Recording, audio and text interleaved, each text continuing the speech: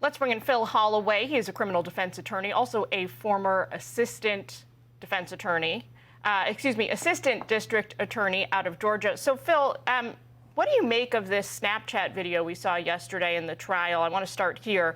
Murdaugh was shown in one set of clothes hours before the murders. I'm talking about the video where he's standing outside. He's surrounded by trees. Then when he's interrogated, he's wearing a different set of clothes. Yeah, good afternoon, Jillian. Great to be with you. Listen, that Snapchat video, and quite frankly, I think the other cell phone video taken by the son who's the victim are going to be big pieces of this. Obviously, the prosecutor is setting the stage to show that Alex Murdaugh was acting with this knowledge of guilt, okay, that he knew that he had done something wrong, and so he was taking these steps to hide his criminal behavior. He didn't have a whole lot of physical evidence such as blood or DNA on his person such that he would have probably had he done what he said, which was to check on the victims and check on the bodies, okay? He had none of that on him, as you would expect. So the prosecutor is saying that he changed his clothes in an effort to throw law enforcement off his trail and, by extension, to throw the jury off the correct trail, according to the prosecutor. It's an interesting tactic. Take a listen to this, Phil. This is call for number one, exchange between the prosecution today and Palmetto Bank CEO on Murdaugh's financial misfeasance. If it had come out at any particular time from, let's say, 2010 on up to June of 2021, or at any time, that Alex Murdaugh had been stealing money from his partners or stealing money from his clients, would this bank have continued to loan him money?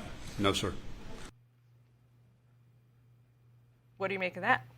Yeah, so listen, there's certainly lots of dirty laundry that could potentially be aired if the jury is allowed to hear this. Listen, we don't generally want to try people based on their general bad character or based on other crimes that they may have committed. We want the crimes that they're in court for to stand or fall on the merits of their own legs. But there's an exception to that. If these prior crimes or prior bad acts are relevant to show motive, then they can be admissible even if they make the defendant look like a really, really bad person. Now, I think the judge is going to let some of this in. It's consistent with the prosecutor's reasonable and rational theory that he committed these murders to hide his other crimes. So that's reasonable. Then the question is, how much of it is going to come in? We've heard a lot of information, and the judge doesn't have to let all of it in. And I don't think he will let all of it in. But the reason we're hearing this detailed testimony is so that the judge can make an informed decision in the first instance, but then fast forward to the possibility of an appeal in the event of a conviction. All of this information is being taken down, it's in the record, and it's there for the appeals court to look at in the event that there is a conviction down the road.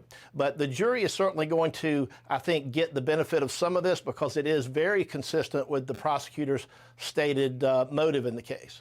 So, but which way do you think the judge should rule on this particular? I think he should let it in, and I think the rules will allow for it to come in.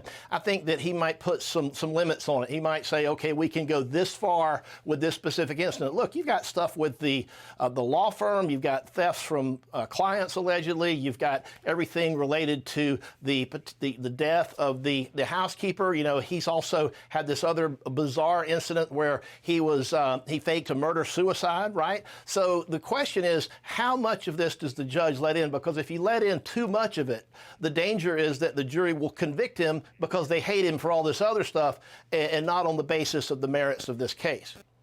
All right, Phil, we got to leave it there. Thanks so much for taking time with us this afternoon. Thanks for having me.